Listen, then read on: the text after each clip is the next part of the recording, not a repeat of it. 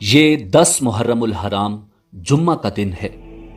میدان کربلا میں ایک طرف 22,000 سے زائد یزیدی لشکر، ان کا سپہ سالار ایک سعید باپ کا شکی بیٹا، عظیم صحابی رسول حضرت سعد بن ابی وقاص رضی اللہ تعالی عنہ کا بدبخت اور لعین بیٹا عمر بن سعد، اور دوسری طرف نواسہ رسول، جگر گوشہ زہرا بطول، امام علی مقام امام حسین ابن علی، اہل بیت اطہار اور جانثاروں کا لشکر۔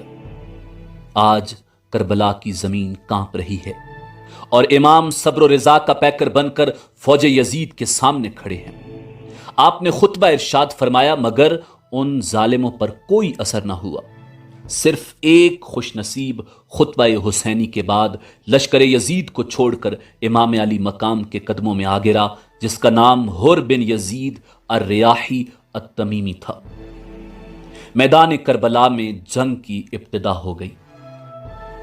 ابن سعد دیکھ رہا تھا کہ امام علی مقام اور آپ کے بعض ساتھی باری باری یزیدی لشکر کے سامنے آ کر ان کی آنکھوں پر پڑے ہوئے پردے ہٹانے کی کوشش کر رہے ہیں، اور جس طرح جناب حر جو کہ ایک دستے کے سالار تھے، وہ بھی یزیدی لشکر سے نکل کر امام علی مقام کے ساتھیوں میں شامل ہو کر اپنی جان قربان کرنے کے لیے تیار ہیں، تو اس نے جنگ میں مزید تاخیر کرنا مناسب نہ سمجھا کہ کہیں مزید لوگ بھی امام کی عظمت و فضائل سے متاثر ہو کر ساتھ نہ چھوڑ جائیں۔ اس نے اپنے غلام درید سے کہا کہ اپنے جھنڈے کو میرے نزدیک لاؤ۔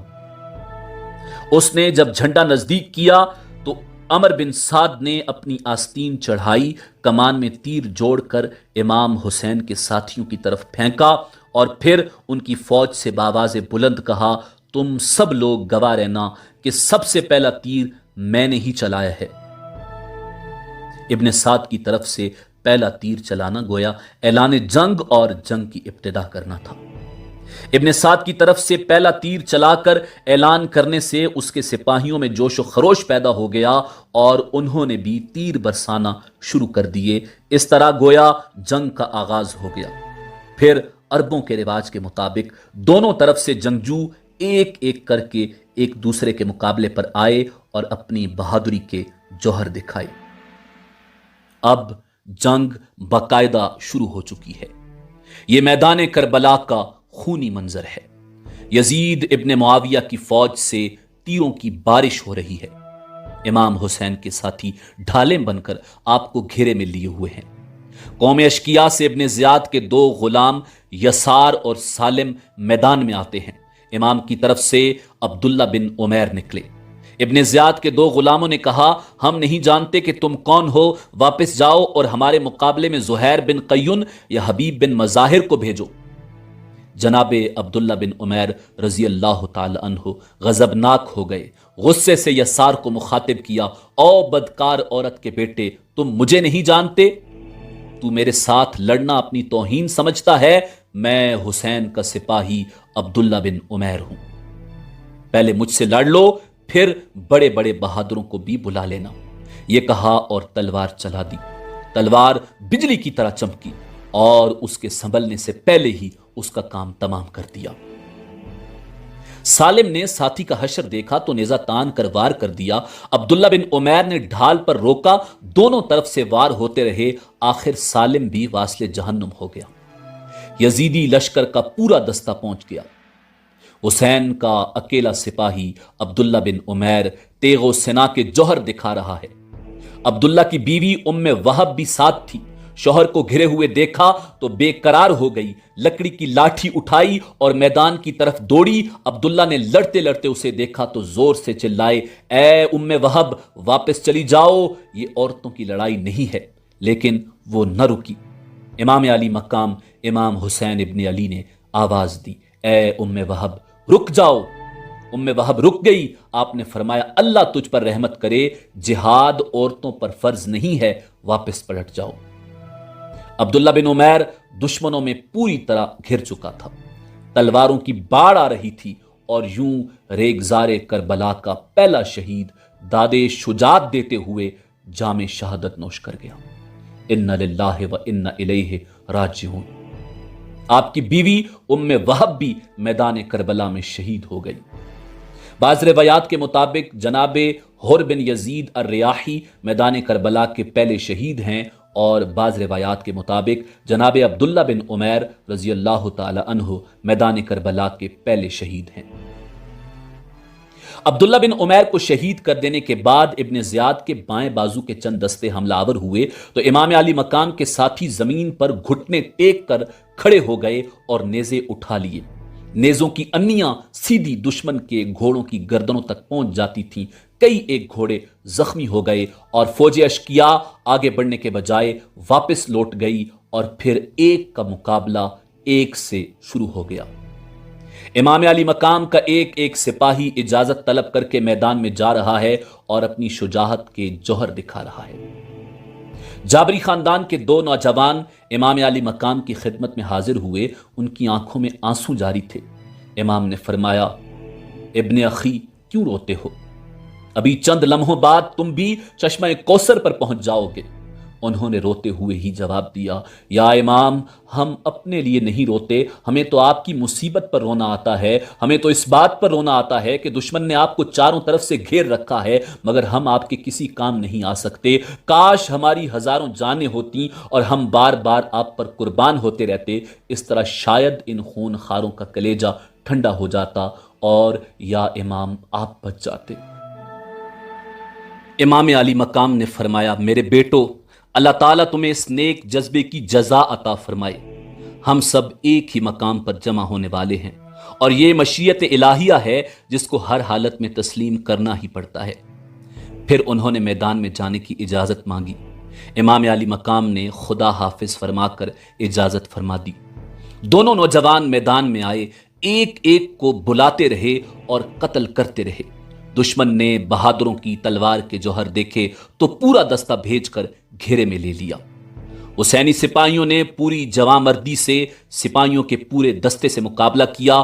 وہ دشمنوں کا مقابلہ بھی کر رہے تھے اور بلند آواز سے السلام علیکم یا ابن رسول اللہ بھی پکارتے جا رہے تھے۔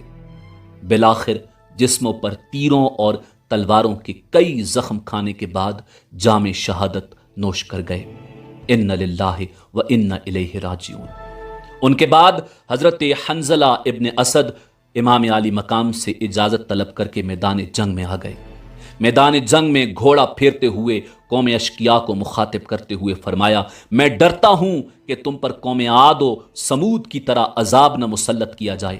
ابھی ابن رسول کے چند ساتھیوں کی جانیں رائے خدا میں قربان ہوئی ہیں۔ ابھی ابن رسول اور آپ کا خاندان محفوظ ہے، اور ابھی بھی وقت ہے کہ تم خود کو عذاب الہی سے بچا لو۔ یاد رکھنا، حسین کو قتل کر کے تم چین کی زندگی بسر نہیں کر سکو گے۔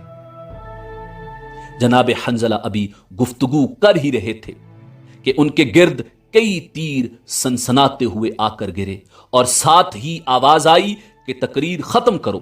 اس کے بعد مقابلہ شروع ہو گیا۔ حسین کا سپاہی بڑی جواں مردی سے لڑتا رہا اور دشمنوں کو واصل جہنم کرتا رہا، اور پھر کئی دشمنوں کو قتل کر کے شہید ہو گیا۔ ان للہ و انا الیہ راجعون۔ لشکر یزید جلد از جلد اس جنگ کو ختم کر دینا چاہتا تھا، اس لیے وہ لوگ بڑھ بڑھ کر شدید حملے کر رہے تھے۔ ان کے لیے یہ خیال بھی افسوس کا باعث بنا ہوا تھا کہ ہماری تعداد اس قدر زیادہ ہونے کے باوجود ان چند لوگوں پر ہم فتیاب کیوں نہیں ہو رہے۔ اب انہوں نے پھر چاروں سمت سے زبردست حملہ کر دیا۔ امام علی مقام کے ساتھیوں نے اپنے گھوڑے چھوڑ دیے اور پیدل ہو گئے۔ انتہائی زبردست مارکا تھا۔ امام علی مقام کے کئی ساتھی اس حملے میں کام آ چکے تھے، تاہم یزیدیوں کا حملہ پسپا کر دیا گیا تھا۔ اس مارکے میں جناب حبیب بن مظاہر، عمر بن خالد، سعد مولا و جبار بن حارث اور مجمع بن عبید اللہ رضی اللہ تعالی عنہم کو جام شہادت نوش کرنا پڑا۔ اب جنگ انتہائی شدید دور میں داخل ہو چکی ہے۔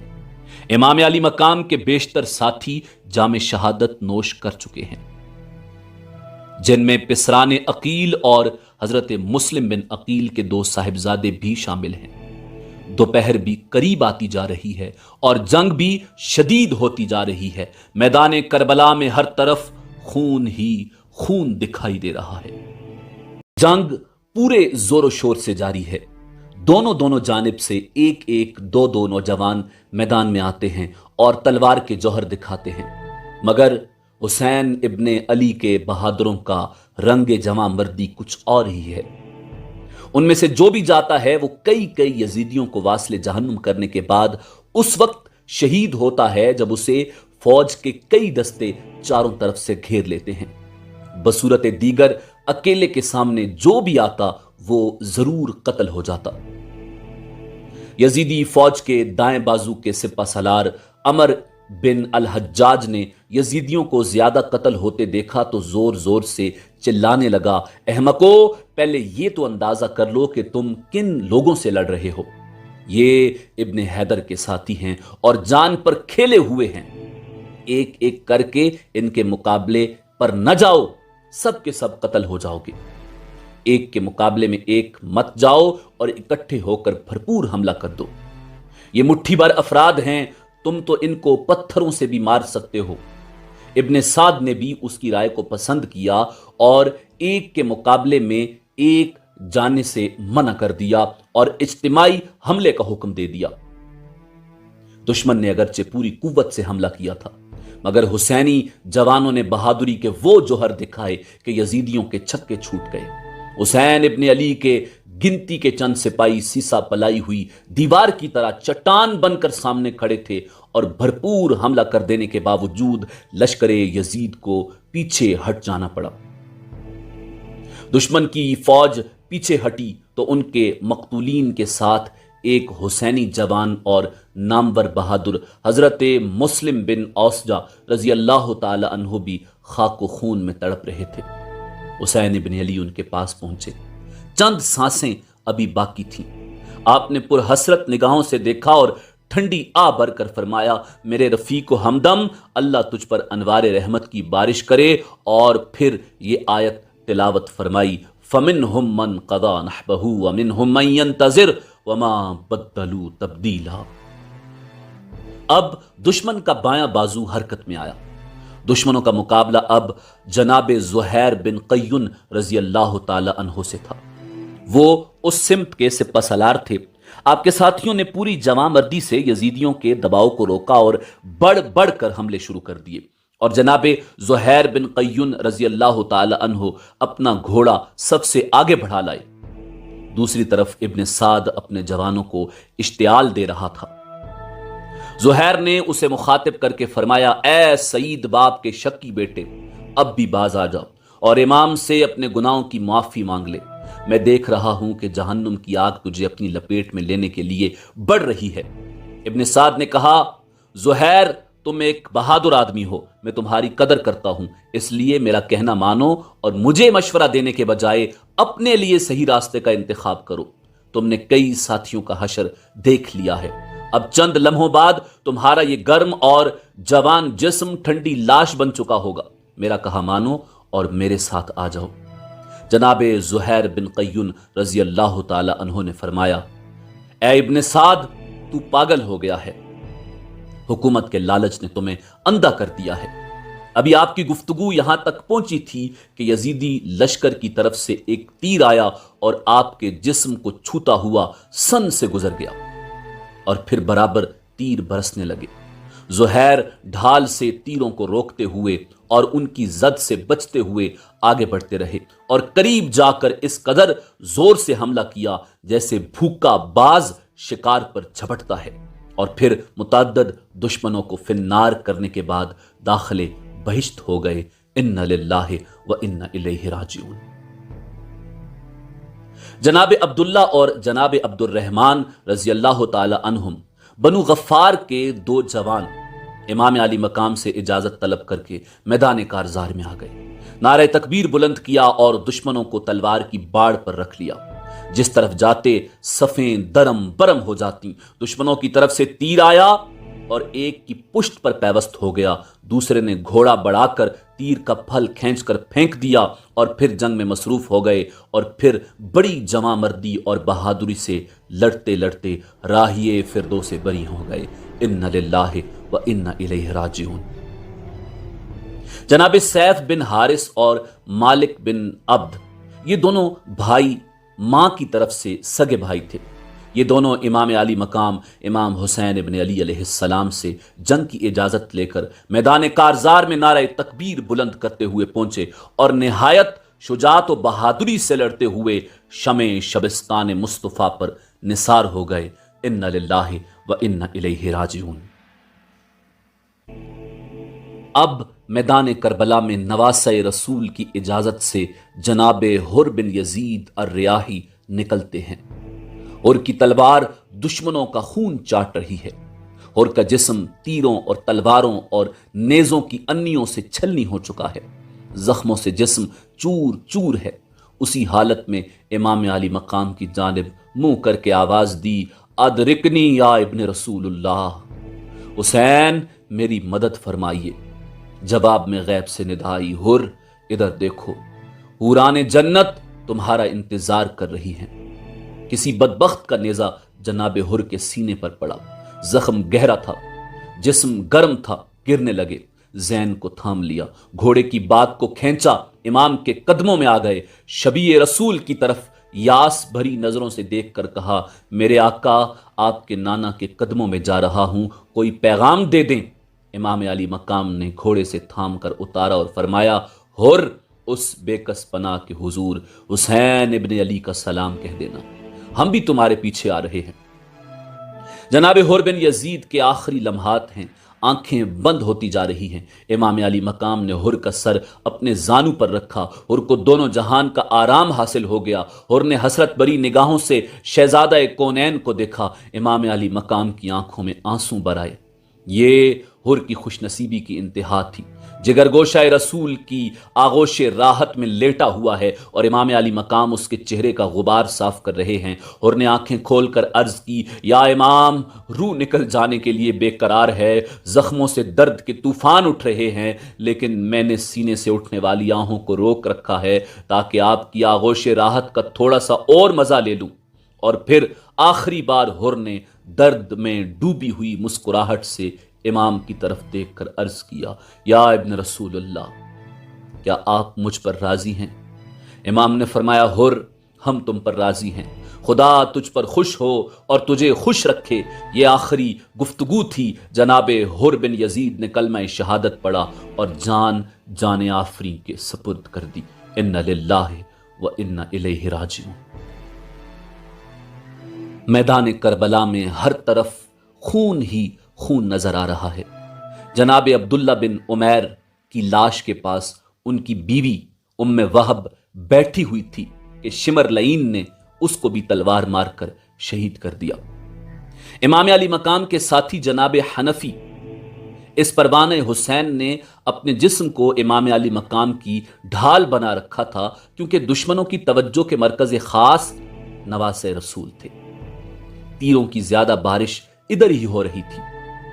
तीरों की उस बरसात में परवाना शब्बीर जनाब हनफी आपके आगे खड़े थे। इमाम अली मकाम ने कई बार उनको पीछे करना चाहा, मगर वो आपके आगे खड़े हो जाते। जनाब हनफी का पूरा जिस्म तीरों में पिरोया जा चुका था और इसी तरह तीर खाते हुए ये परवाना हुसैन इब्न अली वासले फिरदौस से बरी हो गया। इन्ना लिल्लाहि व इन्ना इलैहि राजिऊन। यजीदी लश्कर की तरफ से हल मिम मुबारज की सदाए पैहम आ रही है। इधर इमाम अली मकाम हुसैन इब्न अली अलैहिस्सलाम के हुजूर 4 खूबरू नौजवान दस्त बस्ता खड़े होकर मैदान में जाने की इजाजत तलब करते हैं। ये चारों हजरत अब्बास इब्न अली के हकीकी भाई हजरत अब्दुल्ला, हजरत अबू बकर, हजरत मोहम्मद और हजरत उस्मान पिसराने शेर खुदा अलीउल मुर्तजा हैं। इनकी मां उम्मुल बनीन इनके साथ आई हैं। शिमर उनके सगे भाई का बेटा था। ये अपने अपने मुकद्दर की बात है कि बहन के बेटे इमाम अली मकाम हुसैन इब्ने अली पर जाने कुर्बान कर देने के लिए बेताब हैं और भाई का लईन बेटा इमाम अली मकाम को शहीद कर देने के लिए बेकरार है। ये इमाम हुसैन पर कुर्बान होते हैं और वो आपका सर अक़दस काटता है। ये वही चारों शहजादे हैं जिनकी मां और भाई अब्बास समेत 6 افراد کے لیے شمر ابن زیاد سے امان نامہ لکھوا کر لایا تھا، اور انہوں نے وہ امان نامہ ٹھکرا دیا تھا اور کہا تھا بے وقوف، ہمیں تو امان دیتا ہے اور ابن رسول کو قتل کرنا چاہتا ہے۔ اور اب یہ اس وقت کے منتظر ہیں کہ شہزادہ زہرا بطول پر جانے نثار کر کے اپنے باپ علی المرتضیٰ کے دربار میں سرخرو ہو جائیں۔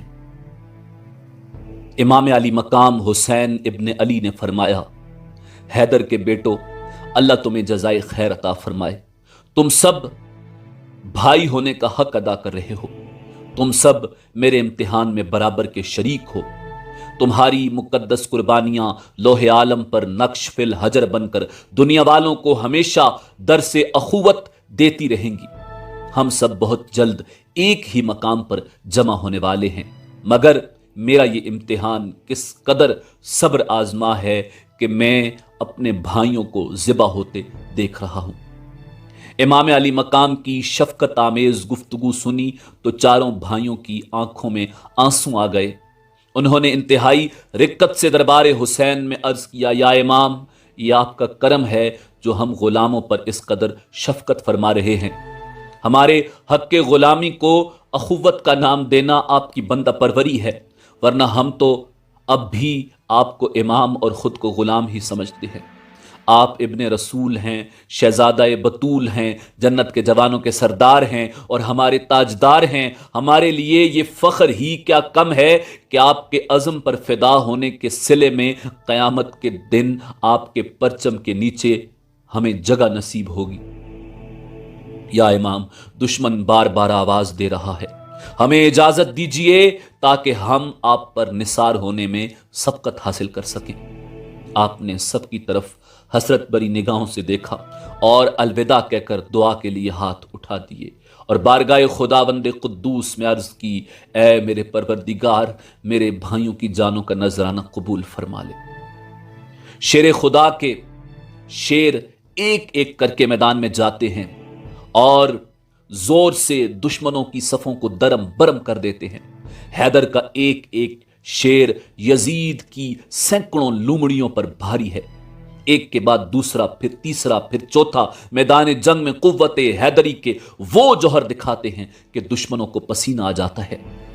جناب عباس ایک بھائی کا جنگی کارنامہ مشاہدہ کرتے ہیں، پھر دوسرے کا، اور پھر الحمدللہ کہتے جا رہے ہیں۔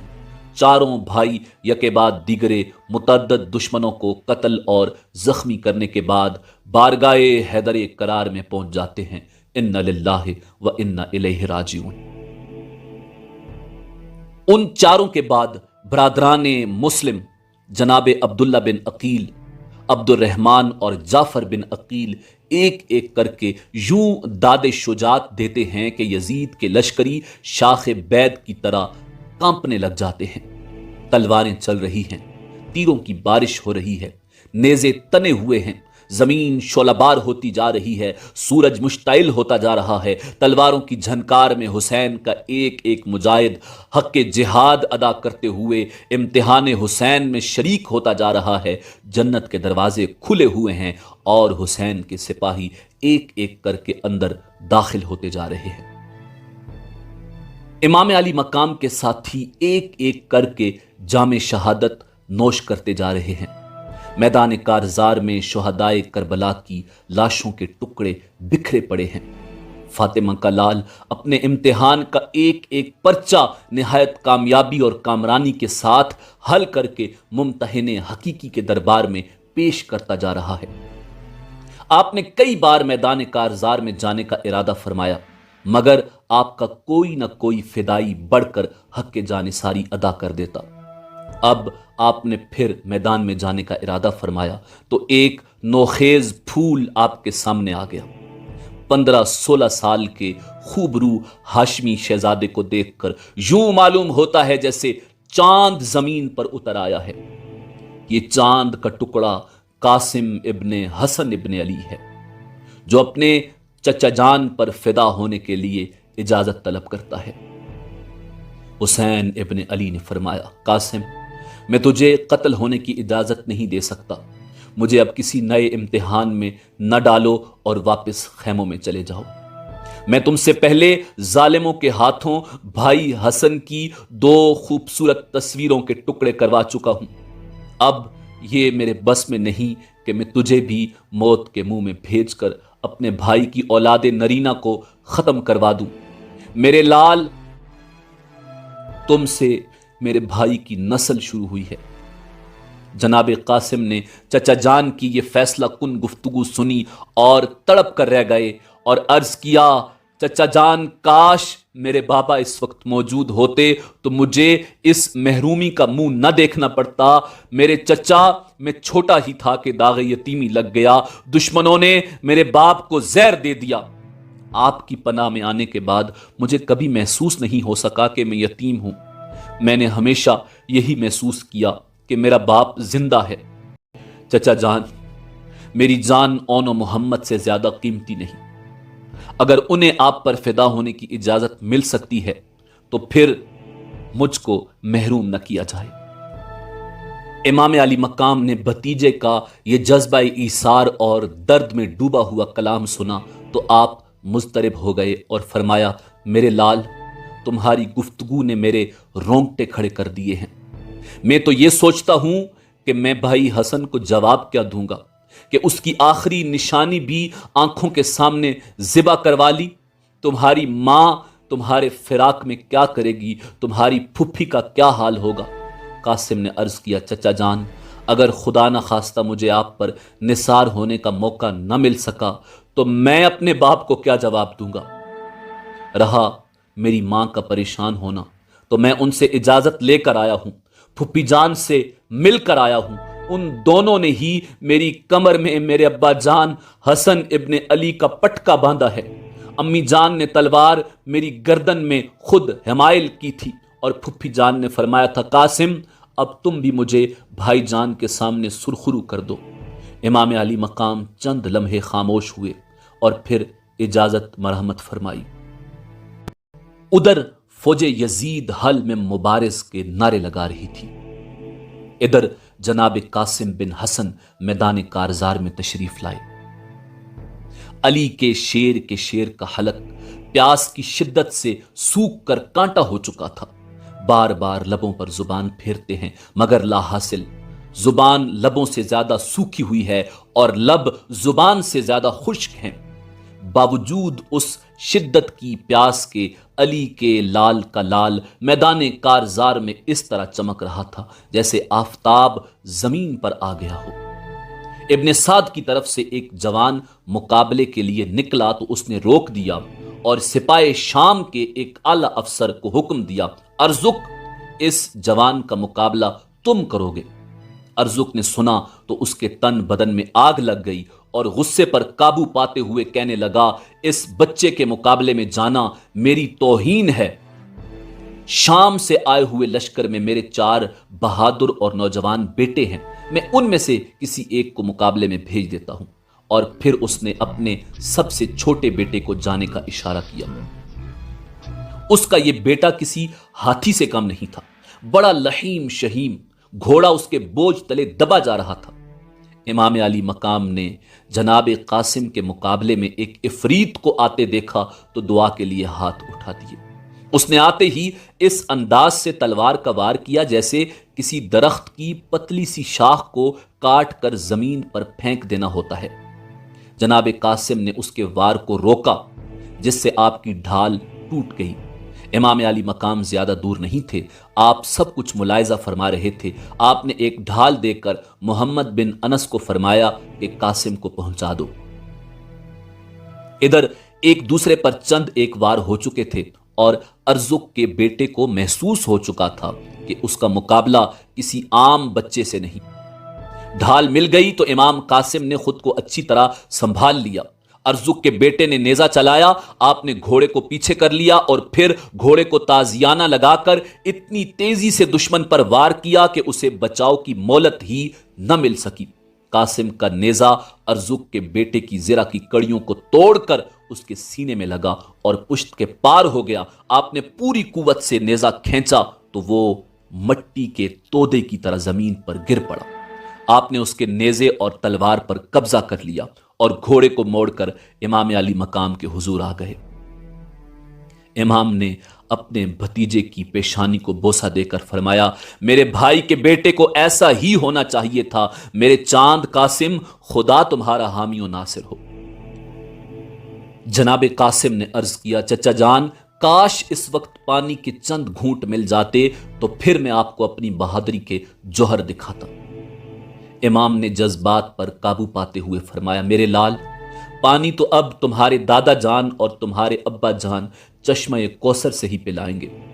जनाबे कासिम ने कहा, अल्हम्दुलिल्लाह, और दोबारा मैदान करबला में तशरीफ ले गए। इब्ने साद ने अर्जुक को उसके बेटे की मौत का मंजर दिखाते हुए तंज किया कि काश तुम किसी बच्चे से जंग करने को अपनी तौहीन न समझते।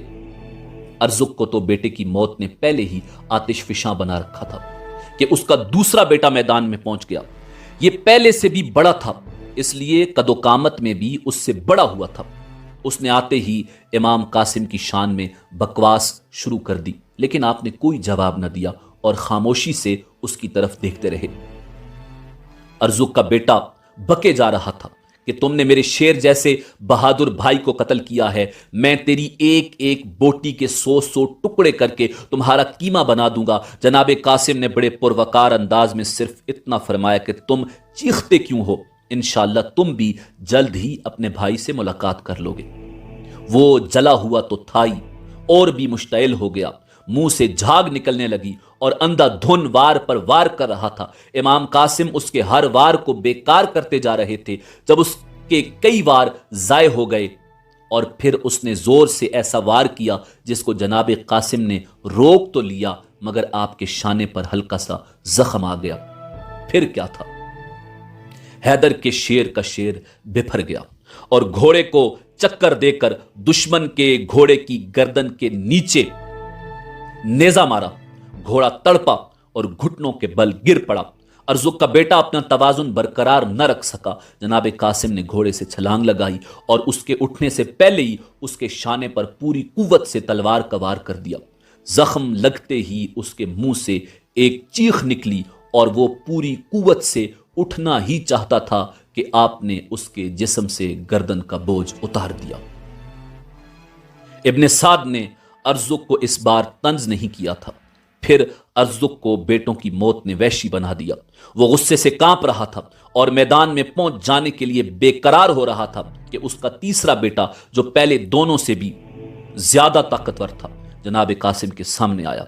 फिर चंद लम्हों के बाद वो भी वासले जहन्नुम हो चुका था।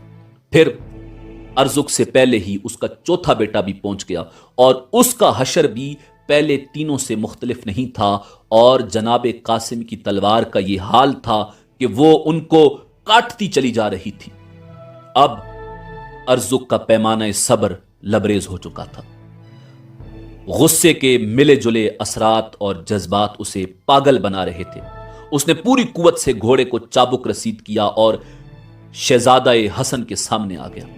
इमाम अली मकाम ने दूर से उसके तेवर देखे और बारगाह खुदावंद कुद्दूस में अर्ज किया, परवरदिगार, कासिम की इस दरिंदे से हिफाजत फरमा।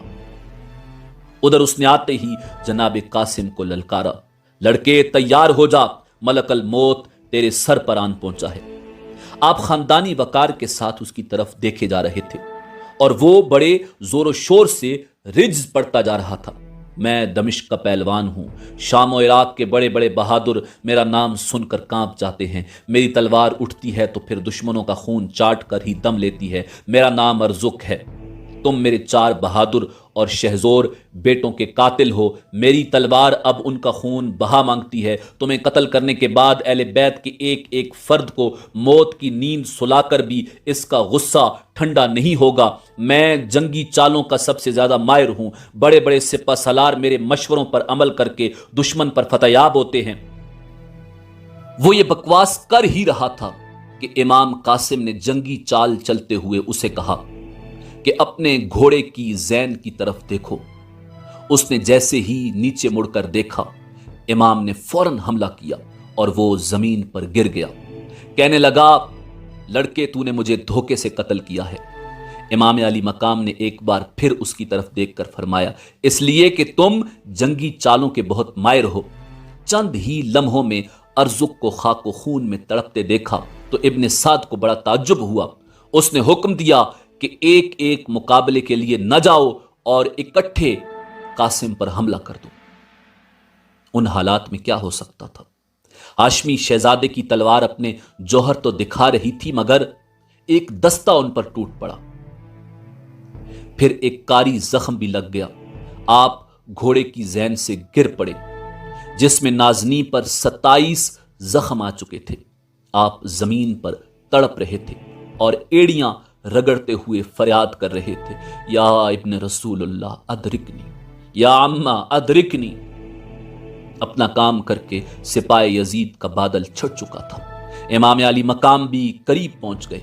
بھتیجے کی پرعلم ندا سنی تو تڑپ کر رہ گئے اور فرمایا، بیٹا میرا تو امتحان ہے، میں تیری کیا مدد کر سکتا ہوں؟ اور پھر عم محترم کے ہاتھوں میں شہزادہ حسن نے دم توڑ دیا اور جام شہادت نوش فرمایا۔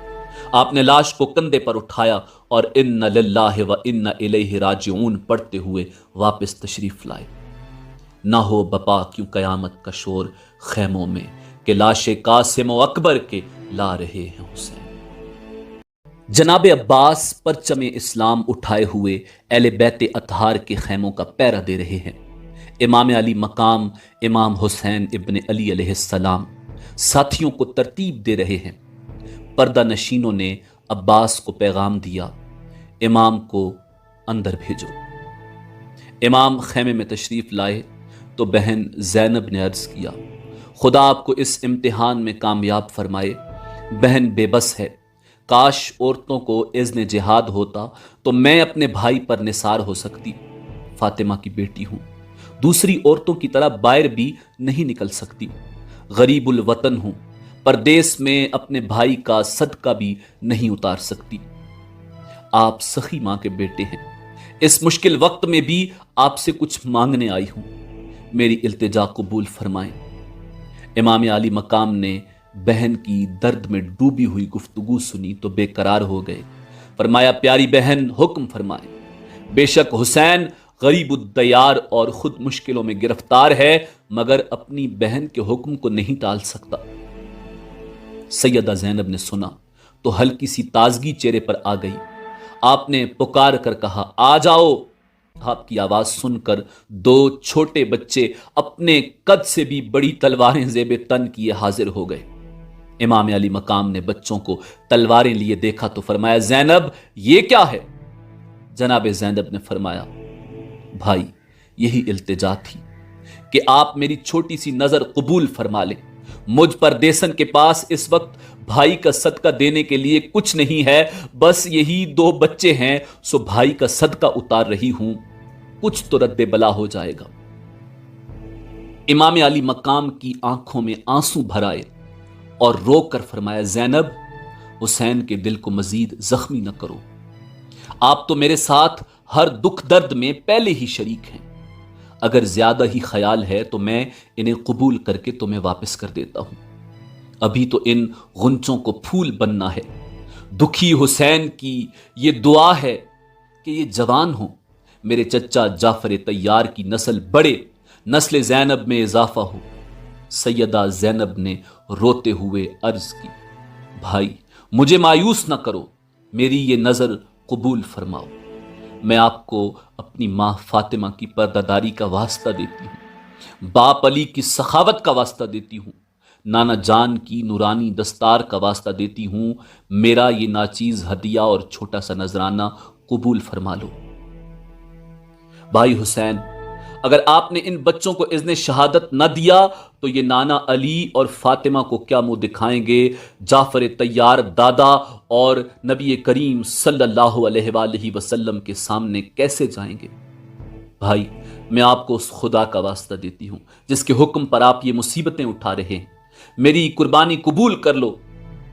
بہنوں کا تو بھائیوں پر بہت حق ہوتا ہے، اور آپ تو سخی ماں اور سخی باپ کے بیٹے ہیں، مجھے محروم نہ کرو۔